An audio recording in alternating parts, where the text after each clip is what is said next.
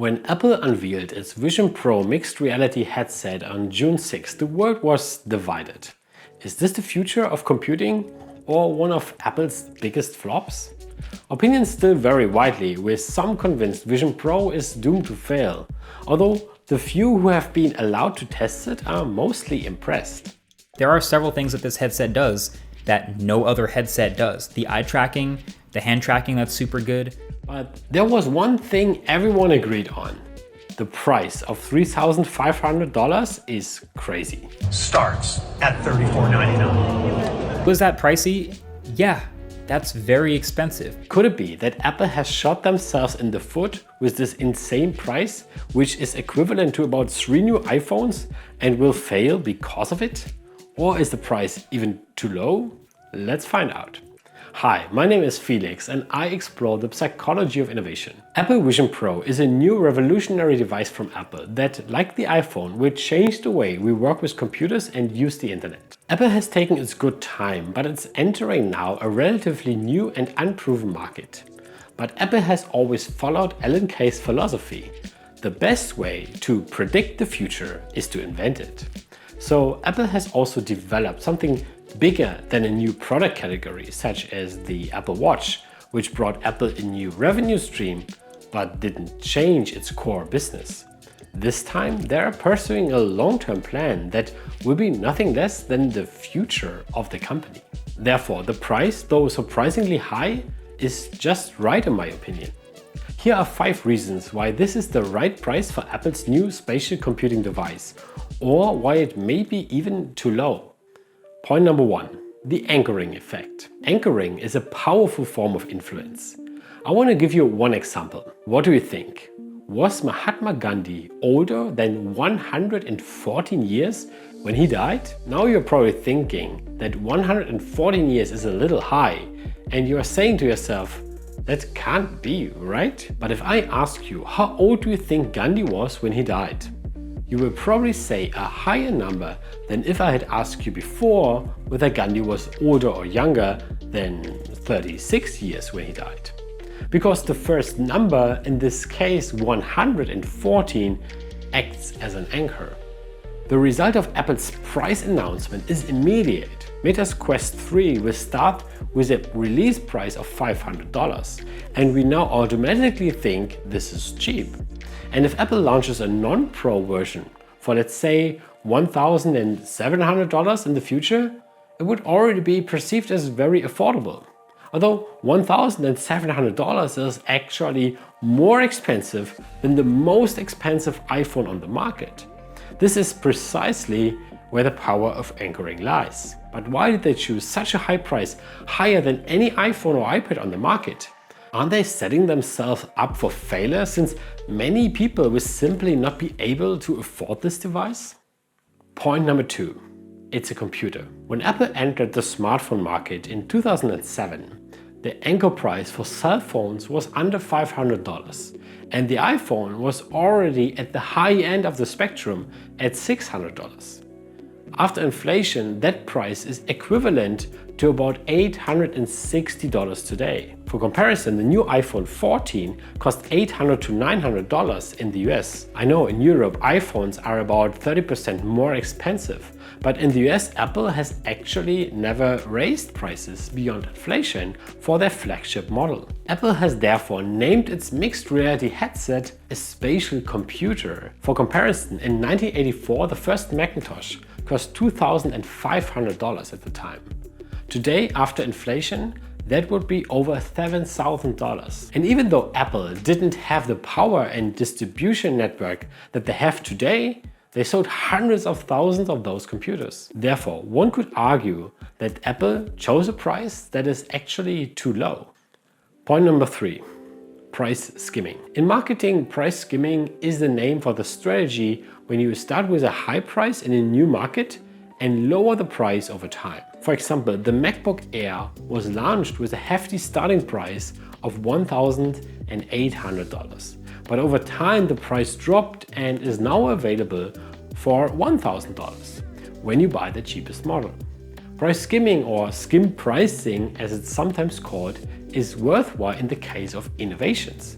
especially for entirely new product categories. Apple's original patent application for a VR headset dates back to 2008. This means that this product has been in development for decades. It's important to note that a completely new chip and new display had to be developed. Apple says in total 5,000 patents have gone into the development. But high costs are only one reason for the price skimming strategy. The second foundation that promotes this strategy is the willingness to pay. According to Rogers' innovation diffusion curve, there are innovators and early adopters who are basically willing to pay high prices and still accept minor problems of the new product. And then there are Apple fans. And we all know they would do anything to be the first to own such a new thing, no matter the price. Apple will develop new, more affordable non-Pro models in the next few years that will address the early majority and the late majority. And this is how the price will go down over time. Point number 4. It feels like magic. The science fiction author Arthur C. Clarke wrote, "Any sufficient advanced technology is indistinguishable from magic. For a consumer product to be a game changer, it must feel magical." But what does magical mean? In essence, magical means two things. Something has to be new and at the same time it has to work effortlessly. For example, when I bought my first Oculus Quest in 2020, I was excited about the experience and some of the features, but it didn't feel magical. So what was the problem? Too many things were just not satisfying and quite frustrating. Oh yeah. But the Vision Pro seems to work smoothly. All issues except battery life have been resolved.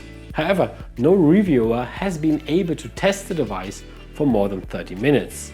So right now we don't know if it's uncomfortable to wear it for longer. Still, you have to give Apple credit for trying to solve all the big known problems with virtual reality.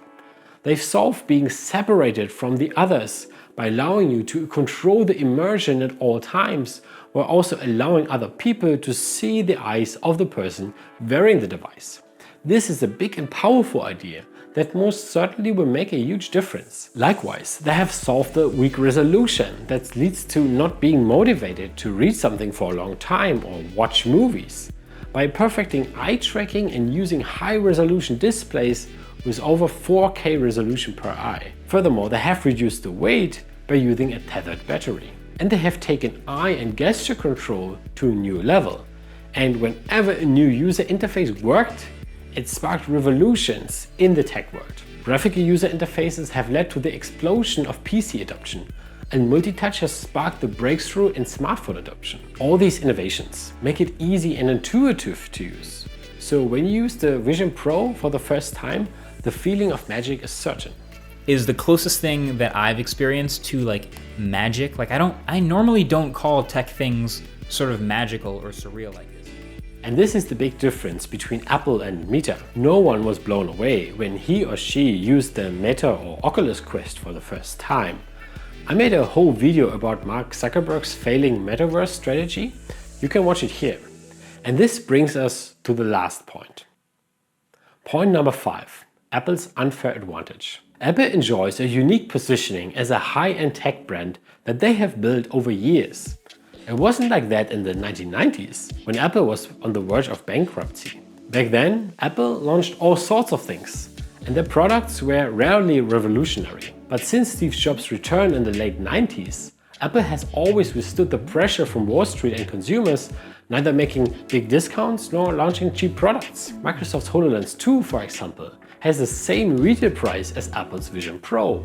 But since it's a Microsoft product, no one gets the idea that it could be for consumers. At the price, everyone automatically assumes that only businesses would spend that kind of money on a Microsoft gadget. With Apple, it's different. Since Apple makes status symbols, people who can afford it will probably just go out and buy it right away. With HoloLens, on the other hand, they wouldn't have even thought about buying them. By not compromising on this strategy for decades, Apple has created an unfair competitive advantage. The first version of the Apple Vision Pro won't be perfect. It will certainly be missing some use cases. But the first Mac, the first iPhone and the first iPad weren't perfect either, but they were magical. and they were from Apple. These are the reasons why Apple's pricing strategy makes sense. It's part of a larger spatial computer strategy that will lead to a transformation of the entire company over the next decade. The iPhone had then replaced the iPod. Laptops and tablets have replaced desktop computers, and so spatial computing will displace computers as we know them today. What do you think? Who will win this race? Is it Apple again or another player this time? Will spatial computing entirely change our lives?